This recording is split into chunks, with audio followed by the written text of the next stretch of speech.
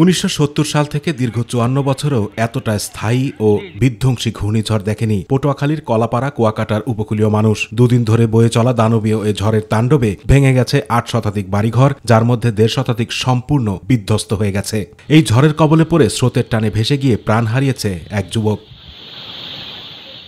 কয়েক দফা উচ্চ জোয়ারের প্রভাবে অরক্ষিত বেড়িবাঁধ ভেঙে লোকালয়ে পানি প্রবেশ করে নিঃস্ব হয়েছে কয়েক হাজার মৎস্যচাষী।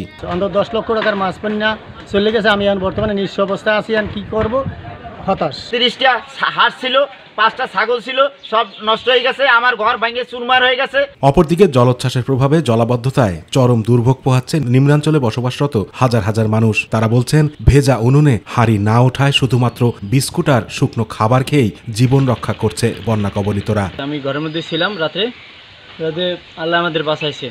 কোনো মালামাল রক্ষা করতে পারিনি। আমরা ঘরে থাকা অবস্থায় গাছ পড়ছে, বাচ্চা কাচ্চা লই অকুল নেমে গেছি। এখন ঘরে থাকার মতো পরিবেশ নাই, রান্না বাড়াও নাই, ঘরের ভিতরে বন্যে সবকিছু লই গেছে। মুড়ি আর বিস্কুট দিয়ে গেছে, আর কোনো খাবার আমরা পাইনি।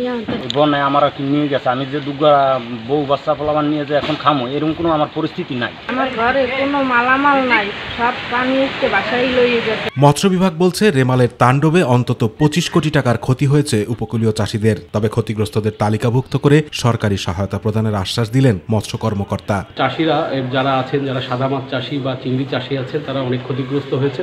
আমরা ইতিমধ্যে তাদের তালিকা প্রস্তুত করছি। আশা করছি যে আমরা সরকারের মাধ্যমে এই ক্ষতিগ্রস্ত মাছ চাষি এবং চিংড়ি চাষিদেরকে পুনর্বাসনের ব্যবস্থা করতে পারব।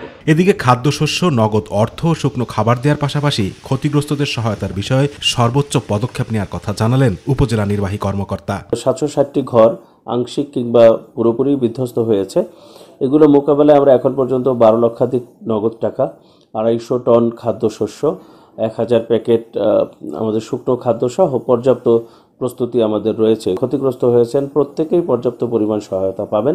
ধ্বংসযজ্ঞের ভেতর থেকেই আবারও ঘুরে দাঁড়াবে উপকূলের মানুষ, এমনটাই প্রত্যাশা ভুক্তভোগীদের।